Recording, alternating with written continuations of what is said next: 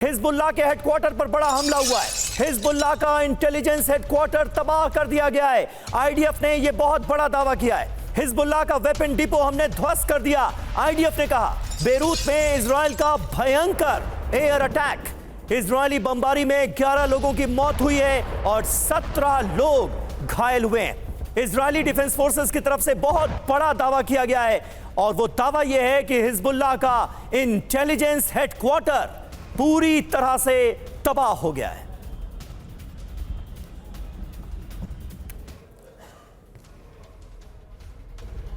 तो ये 72 घंटे बहुत भारी पड़ रहे हैं बेरूत पर बारूदी प्रहार इन 72 घंटों में किया गया है। हिजबुल्लाह का इंटेलिजेंस हेडक्वार्टर तबाह हो गया है। हिजबुल्लाह के 200 से ज्यादा लड़ाकों की मौत की खबर सामने आ रही है। हिजबुल्लाह के 60 से ज्यादा ठिकाने इजराइल ने तबाह कर दिए हैं। हिजबुल्लाह के 5 बड़े वेपन डिपो तबाह हो गए। हिजबुल्लाह का 20 कमांड सेंटर तबाह हो गया है। हिजबुल्लाह की टनल्स तक पहुंची आईडीएफ, ये जानकारी सामने आ रही है इजरायली डिफेंस फोर्सेस के सोर्सेस के हवाले से। तो यानी कुल मिलाकर लेबनान में हिजबुल्लाह की कमर तोड़कर रख दी है आईडीएफ ने। साउथ लेबनान पर गाजा जैसा हमला हुआ है। लेबनान के यारून में मस्जिदों पर बमबारी हुई है। आईडीएफ के हमले में पूरी तरह ध्वस्त हो गई ग्रैंड मस्जिद। आईडीएफ का मस्जिद में हथियार छुपाने का आरोप। जी हां, आईडीएफ की तरफ से यह कहा गया कि इस मस्जिद में हिजबुल्लाह ने अपना अड्डा बना रखा था। हिजबुल्लाह के घरों और मस्जिदों में वेपन डिपो चलाए जा रहे थे, ये दावा किया गया है आईडीएफ की तरफ से। और ये तस्वीरें सामने आई हैं कि किस तरह से एक मस्जिद में बमबारी करके पूरी मस्जिद को उड़ा दिया गया है इजराइल की तरफ से। सुमित चौधरी हमारे सहयोगी इस वक्त मौजूद हैं। सुमित, साउथ लेबनान जिसका आप अभी जिक्र कर रहे थे, हमने देखा कि किस तरह से एक मस्जिद को ध्वस्त कर दिया गया, बमबारी मस्जिद में भी की गई है। आईडीएफ ये कह रही है कि इन तमाम जगहों पर भी हिजबुल्लाह ने अपने अड्डे बनाकर रखे थे, यहां पर वेपन डिपो चलाए जा रहे थे। हिजबुल्लाह की रणनीति क्या नजर आ रही है, क्योंकि इजराइल की बमबारी तो रुकने का नाम नहीं ले रही।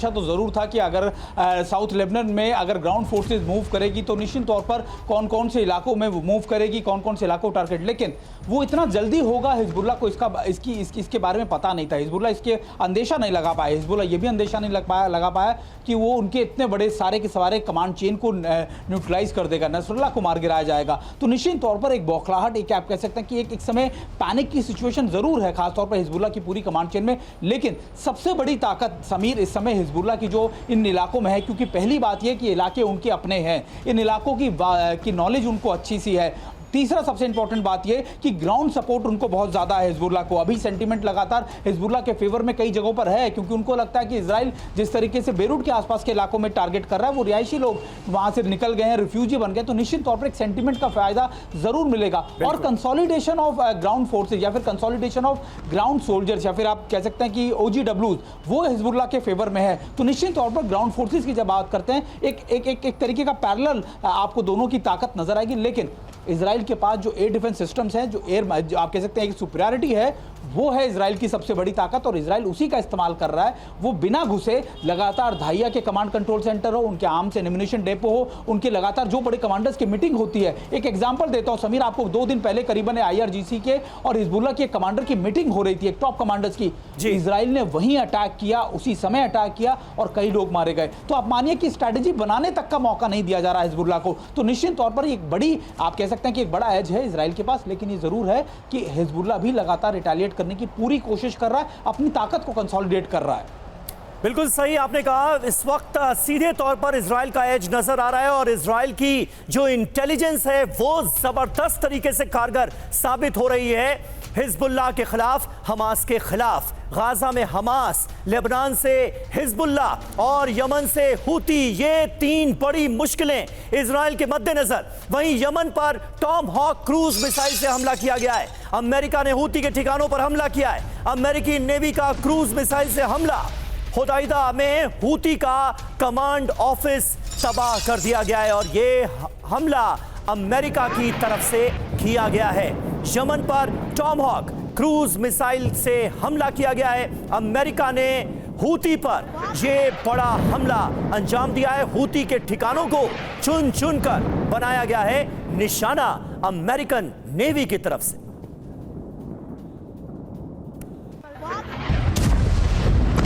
और लेफ्टिनेंट जनरल शंकर प्रसाद हमारे साथ मौजूद हैं। सर, किस तरह से आप देखेंगे खास करके हिजबुल्लाह की स्ट्रैटेजी पर मैं आपसे बात करना चाहूंगा, जिसका जिक्र अभी कर रहे थे सुमित। उसे देखते हुए इजरायली डिफेंस फोर्सेस की जो रणनीति सामने आई है वो ये है कि ग्राउंड ऑपरेशन तेजी से आगे नहीं बढ़ाया जा रहा है और कुल मिलाकर ये जो गढ़ माना जाता है साउथ लेबनान का, बेरूत का दाहिया इलाका, वहां तक अभी आईडीएफ का ग्राउंड ऑपरेशन सीमित नजर आता है। इसकी सबसे बड़ी वजह सर आपके नजर में क्या है?